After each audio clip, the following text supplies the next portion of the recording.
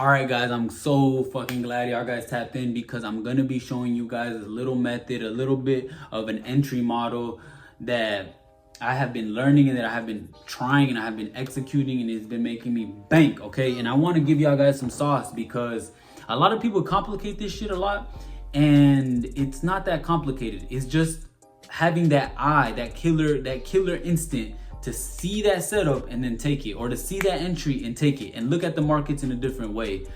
And I particularly trade options, so this can be very lucrative if you trade options, especially 0DTE options, okay?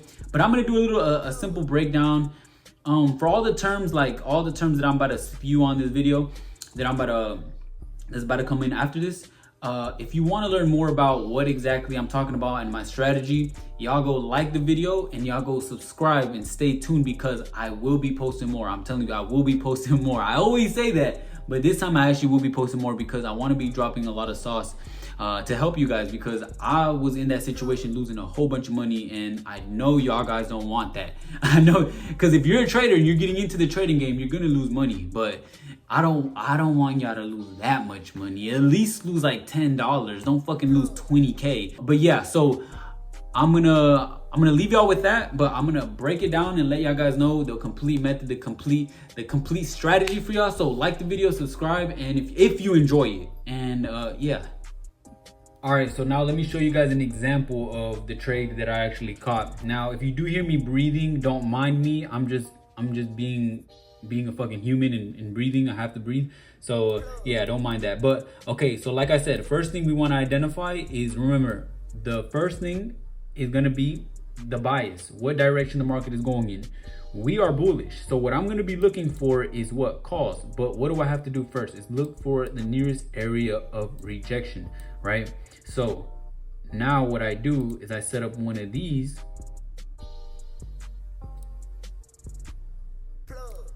this high, this low to this high. This is going to create my my fib zone. Boom, just like that. Okay, now once we created this fib zone, that's good. Now what I want to see is I want to see if there's any liquidity sitting nearby. What do I see? There's liquidity.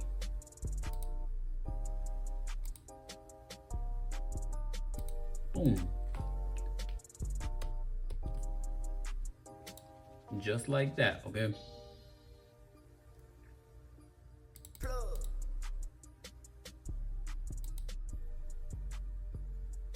Now we want to go onto the 1 hour, and as you can see, this took this out already, so we can just do something like this.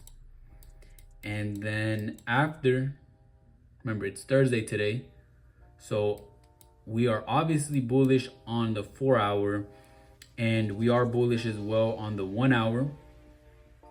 So what I want to do now is I want to look for an area of rejection and entry. Okay, what did we do? We grabbed this liquidity, even on here, even on the lower time frame. What do? We had this liquidity sitting right here, and then what happened? We grabbed it, and then we continue to go to the upside. So here's the thing, and here's where I used to get wrong a lot of the times, is I used to just enter right when it tapped into this zone, and that's it. But the thing is if you're entering off of this, what's gonna happen is you're fucking risking a lot, bro. Look at this shit, bro. Like, you might as well risk your life savings if you're doing this bullshit right here. You're risking a lot. So this led me to ask the question on how can I get a better entry? And the way that I get a better entry is by waiting for a so-called confirmation entry. Now, a confirmation entry and a risk entry are going to be the two entry models that I use. A risk entry is going to be when you enter right when that zone gets tapped into. So an example would be something like this. It taps in and you just enter immediately once it taps in. Now, the risky part about this is that you could be risking a shit ton, especially depending on, how big the zone is. So if the zone is this big, then you're probably gonna be risking a lot, bro. Come on, like, chill out. It's not that serious. You shouldn't be risking this much unless you're swinging. But right here, as you can see, I didn't want to do that because it's way too much risk, and I think the market wasn't even open at this time. So I had to wait for the market to open, of course. But what I do now is I wait for a confirmation entry. Now, a confirmation entry is whenever it taps in, you wait for an area to present itself. So boom, let's say there's a demand zone right here that created itself, a low and then a high. And what I look for is an entry right here off of that newly created demand zone and then entering off of that. Now, the reason I like this better is because there's less fucking risk. Look at the risk. You're risking only this compared to risking this whole thing. So that's why I like this method more. Now, it is obviously, yes, it's a little bit less, you have to be a little bit more patient, and it does take a little more time, but I just think this is way better because there's a lot of risk entries that you could take and not all of them work out. So if you take 5 risk entries, they could all be an L. But if you take a confirmation entry, you know if it doesn't work out, then you know it just doesn't work out. So right here, what happened was this zone created itself. This is going to be a risk entry, no, a confirmation entry. So right here, once it taps into here, then that's going to be my cue to enter this trade. Now let's delete this. Well, actually, let's just make this a whole nother color. Let's make this a little bit more, a little brighter. Okay, so we have this demand zone on the higher time frame, or was it a fib zone? I think it was a fib zone. And then we have this demand zone right here. So I know that this is going to be my confirmation entry. So I don't have to wait for the candlestick to look a specific way. I don't have to wait for it to wait. I don't have to wait for it to leave the area. All I have to do is once it taps into here, then I just enter. And as you can see, what happened? Boom. Right there. Now you're risking that, and you can honestly get out at any point that you want. So right here, right there. And what I usually do is I like to get out wherever there's demand zones, so, or supply zones in this case. So let's see, there's a demand zone right here, a supply zone I meant. So I would probably want to get out around this area right over here because there's a supply zone. So maybe somewhere in here is where I'd like to get out. But you get the point, is I'm getting out at a specific area because we could get a rejection. So somewhere right there. And this is just the example for this, okay? This is just the example for this. But this is basically what I like to look for. Now, the reason why I like it so much is because it is, you know, it's better in my opinion with the risk. You're not taking so many crazy trades just out the blue because they tap into your zone. Because you got to understand, there's a lot of these zones getting tapped into multiple times. So you don't want that to happen, obviously. And I think I still have the example, which is right here, which I had actually a live recording to this, a webinar. But let me break this down for you guys who didn't catch that shit. Basically, oh no, was it? It was up here, I think. Okay, it was right here. My fault. All right. Okay, basically what I was explaining was, with the risk entries, you're gonna have a lot of type of entries. You're gonna have a lot of opportunities to enter the trade. So right here you have one opportunity, right here you have another opportunity, and then right here you have another opportunity.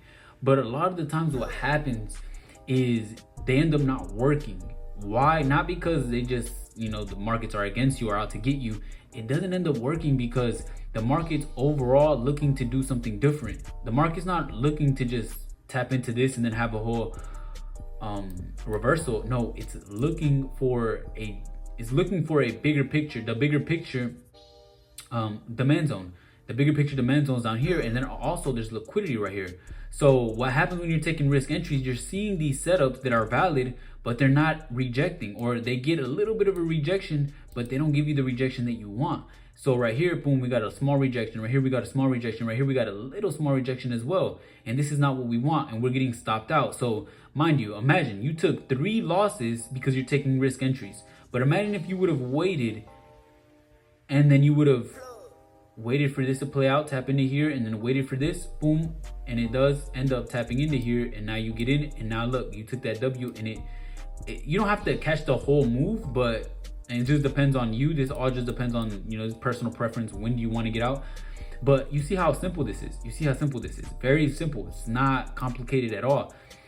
But the reason why people complicate it is because like me, like what I did, my dumb ass back in the day, I'm not dumb now. Right now I'm pretty fucking smart.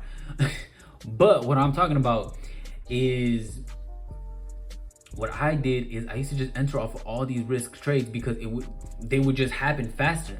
So let's say this happened at what, 9:34, and then this happened at 9:40, and then this happened at 9:50, and then this tapped into here like at 10, and then this right here, the one that actually worked out, didn't even tap into here until let's say 10:15. So it's like obviously the reason why you're taking these is because they're appearing much faster. They're here within minutes, right? This one happened in when 4 minutes after the market opened. This one happened a couple minutes after. This one did too, but this one took almost an hour until it ended up tapping into here and rejecting. So a lot of the times it's just a patience game. You're not patient, and that was me. Honestly, that was me. So I'm not even over here judging you. I'm not shaming you for it. Although I should, because when I was going through all this shit, no one was shaming me for it, and I kept making the mistakes. So you know what, fuck it, I am shaming you. Don't do this bullshit, okay? It's a lot of, wasting time. But now here's the thing. Are there gonna be risk entry trades that are gonna work out and give you crazy returns? Yes, there is. But now, like I said, that all just depends on you. It's personal preference. Do you want to take these trades and risk them, or do you want to wait for a confirmation? Now, if you're looking to take risk entries every single day, that can be bro, you fucking living life on the edge, okay? But let's say maybe you say, you know what, only on Fridays I take risk entries, and you can take risk entries on Friday. Just manage it, because if you don't know how to manage it and if it gets too crazy like I did, it could fuck up your account. Like for real, big time fuck up your account, and that's not what we want. We don't want our accounts to get fucked up. So that's another thing that I want you guys to understand.